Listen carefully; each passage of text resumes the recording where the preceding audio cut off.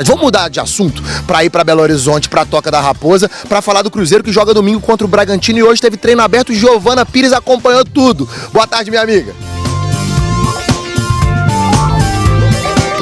Ei, Maurício, muito boa tarde para você também, boa tarde para todo mundo que acompanha a gente aqui no Globo Esporte. O treino aberto vai ser ainda, viu, Maurício? Vai ser hoje à tarde, aqui na Toca da Raposa 2, a gente vai poder acompanhar parte das atividades. E antes a gente vai conversar também com o Lucas Silva, entrevista coletiva do volante do Cruzeiro, que voltou a ganhar espaço nesse time titular, agora sob o comando do técnico Fernando Diniz. Preparação do Cruzeiro para a partida do próximo domingo, jogo contra o Bragantino, inclusive partida que vai marcar o reencontro do Cruzeiro com o Fernando Seabra, o técnico que comandava a equipe antes da chegada de Fernando Diniz. Seabra, que inclusive ainda busca a primeira vitória sob o comando do Bragantino. Foram 4 jogos, 3 empates e 1 derrota. Cruzeiro então se preparando. Amanhã, último dia de atividade, aqui na Toca da Raposa 2, a equipe viaja para enfrentar o Bragantino no próximo domingo, querendo somar pontos para seguir ali na parte de classificação para a pré-Libertadores. Maurício.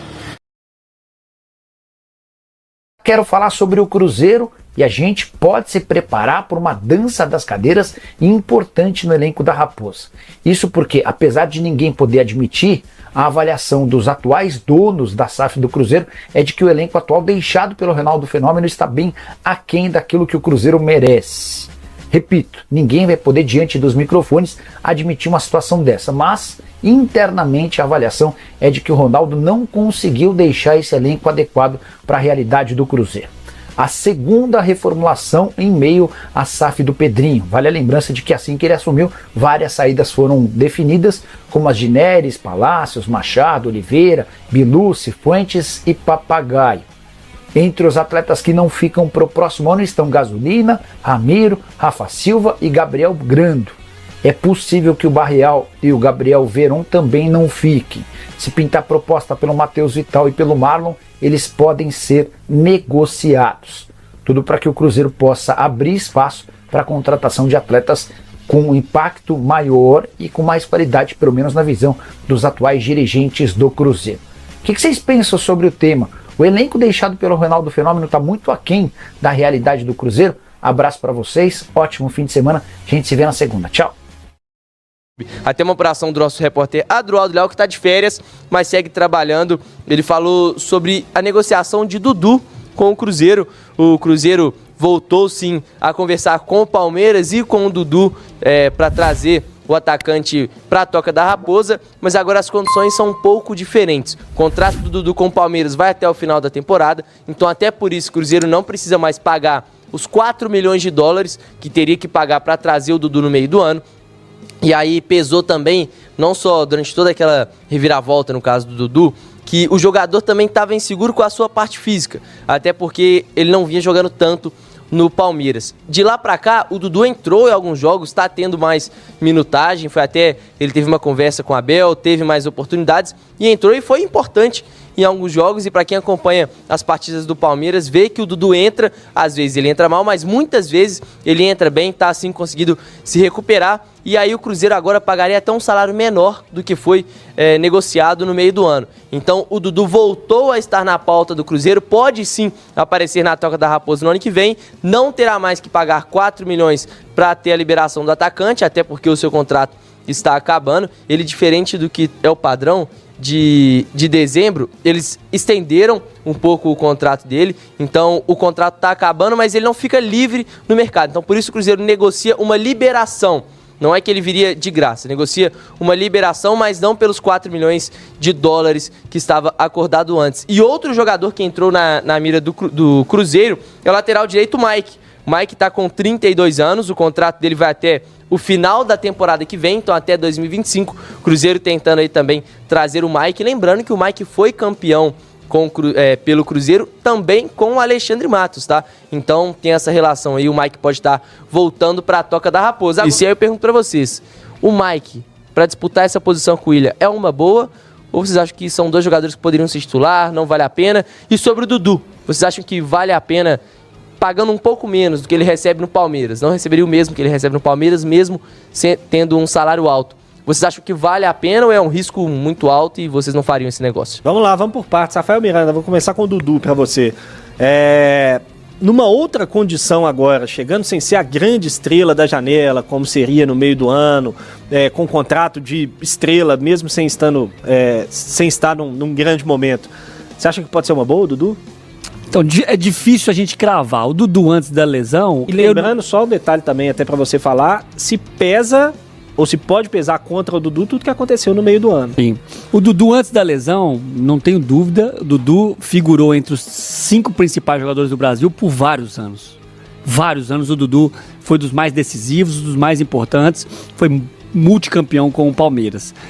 Depois da lesão, a gente, como o Henrique falou, a gente tem visto ele entrar, tem alguns momentos bons, outros momentos não tão bons.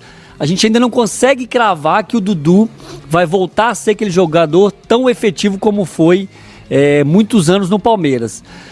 Dito isso, e além desse desgaste, houve um desgaste, vários torcedores do Cruzeiro ficaram com raiva do Dudu.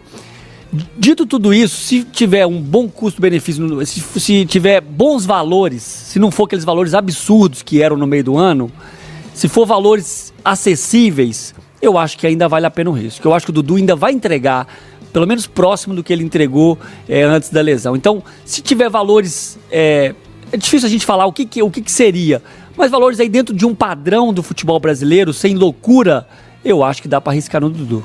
Pode ser um nome interessante aí pro Cruzeiro. E o Mike, hein, ô Cabidão? Chega pra disputar essa posição, ou chegaria pra disputar essa posição. O Mike virou meio que a terceira alternativa ali pro Palmeiras pra lateral direito. O Marcos Rocha renovou o contrato pro ano que vem. O Giai ainda não tem jogado tanto, mas foi contratado a peso de ouro pra ser o titular da lateral direita do Palmeiras. O Mike esse ano jogou até mais como um ponta do que como um lateral no Palmeiras. Mas pode ser uma boa alternativa de voltar pra onde começou a carreira? Acho que sim. Inclusive, quem era o titular dele no Cruzeiro à época era o Ceará, né? O grande Ceará. Um abraço pro Ceará, inclusive. O Mike é um grande jogador, né? Multicampeão, experiente, um jogador que a gente viu se desenvolver não só no Cruzeiro, mas também na sua longa passagem pelo Palmeiras. Mas hoje o William é um lateral superior a ele, pelo menos na minha visão de futebol hoje. Porém, a situação do William, ela é extremamente confortável.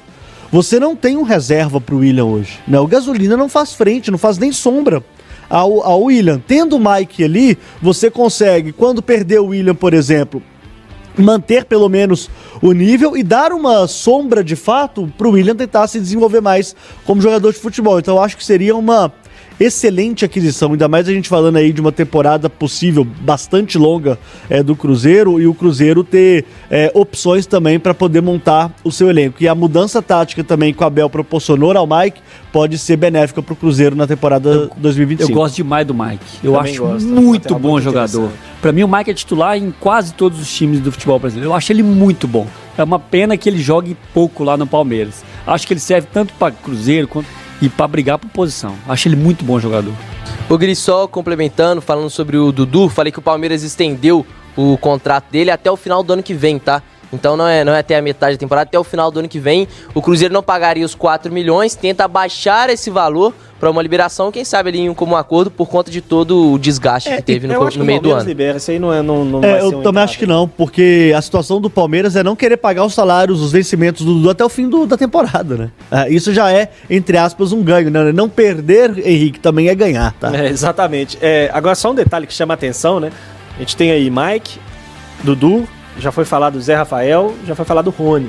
É claro que tem o fato de o Rony eu sei que sim, o Mike eu sei que sim. O Dudu eu não tenho certeza, mas acho que também só o Zé Rafael que eu tenho menos certeza. Mas esses jogadores foram levados ao Palmeiras pelo Alexandre Matos, então tem toda uma relação. O Zé saiu do Bahia, né, que cara? Já existe, e tem a questão de que imagina-se que o Palmeiras vai passar por uma reformulação também para a próxima temporada, depois de tudo que aconteceu esse ano, muito provavelmente ficando sem título aí o Abel Ferreira pela primeira vez desde que chegou ao Palmeiras. Então acho que pode ter uma reformulação, mas chama atenção, né?